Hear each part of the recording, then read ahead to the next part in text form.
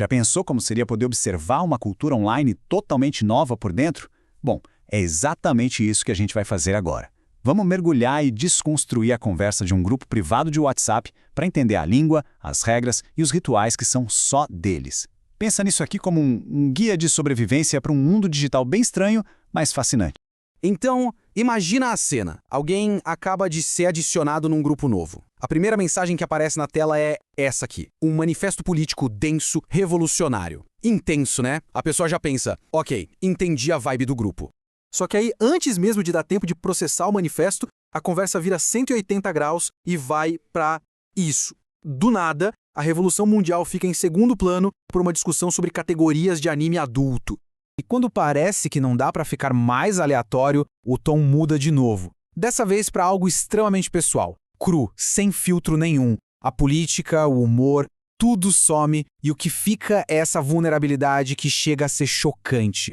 Política de alto nível, piada de baixo calão e uma dor pessoal imensa. Tudo isso em questão de minutos. É um verdadeiro choque cultural. A pergunta que fica é, o que diabos está acontecendo aqui? Pois bem, esta análise é exatamente para isso. Um guia para a gente navegar nesse caos e tentar achar algum sentido por trás de toda essa loucura. Vamos lá, primeira parte. Bem-vindo à orgia. O nome por si só já é um impacto, né? Mas por baixo dessa camada de caos existem padrões. É aqui que a gente começa a desembaralhar a lógica que conecta tudo isso. Acontece que essa conversa, que parece totalmente aleatória, na verdade gira em torno de 3 grandes temas. São 3 pilares que sustentam o grupo. Gosto de chamar de Marx, Metroid e melancolia. Vamos olhar cada um deles de perto. O primeiro pilar é a política. E não é aquela conversa de portal de notícias, sabe? A discussão aqui é profunda, quase acadêmica. As opiniões são fortes e vão desde figuras históricas até teorias econômicas bem complexas.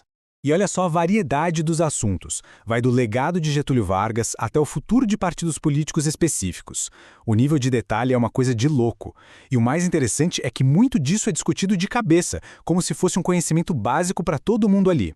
O segundo pilar é a cultura pop. Só que aqui ela é mais do que um passatempo. É uma linguagem comum. Videogames, animes, filmes, tudo isso vira material para piada interna, para analogias e até para uns debates bem sérios. E não é só um fanatismo superficial, não. Opiniões sobre uma obra como o anime Mushoku Tensei, por exemplo, são usadas para construir argumentos sobre temas do mundo real, tipo poligamia.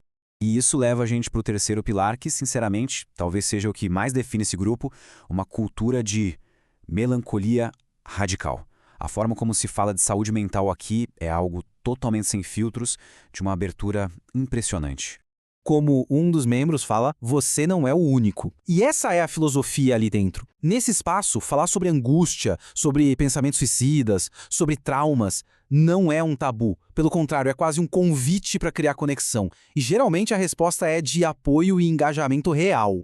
E a discussão não fica só na experiência pessoal. Eles chegam a usar conceitos bem complexos como TDI e TUPAS para tentar articular o que sentem.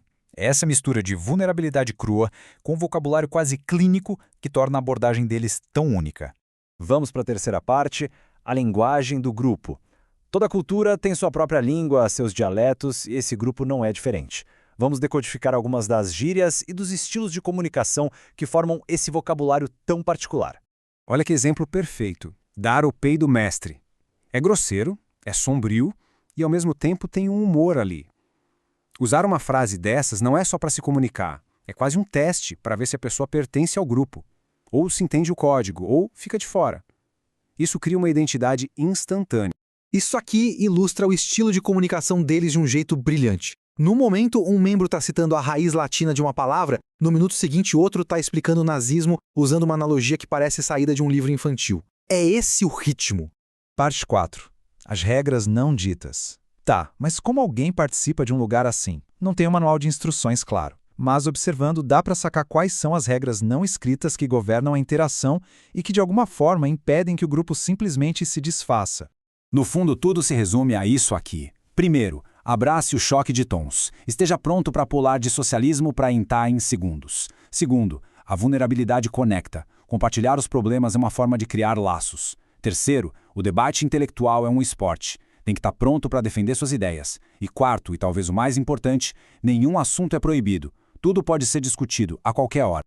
E chegamos à quinta parte, as primeiras 24 horas. Ok, juntamos todas as peças. Os pilares, a linguagem, as regras. O que tudo isso significa para alguém que acabou de cair de paraquedas ali? O que é esse lugar na sua essência? Na essência, este é um espaço de extremos. De um lado, um intelectualismo radical. Do outro, uma vulnerabilidade radical.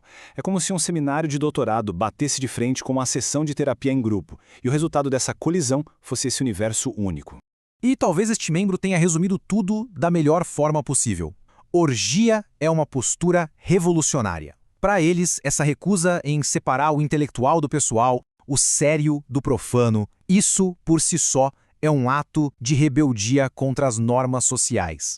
E isso nos deixa com uma última reflexão. Em um mundo onde todo mundo monta um perfil perfeito online, tudo editado, qual é o valor de um espaço que simplesmente não tem filtro nenhum? Isso nos leva de volta ao começo. Depois de todo esse guia, se alguém fosse o novo membro entrando agora, o que faria? Ficaria em silêncio só observando ou mergulharia de cabeça? E qual parte de si essa pessoa escolheria mostrar primeiro? Fica aí a pergunta.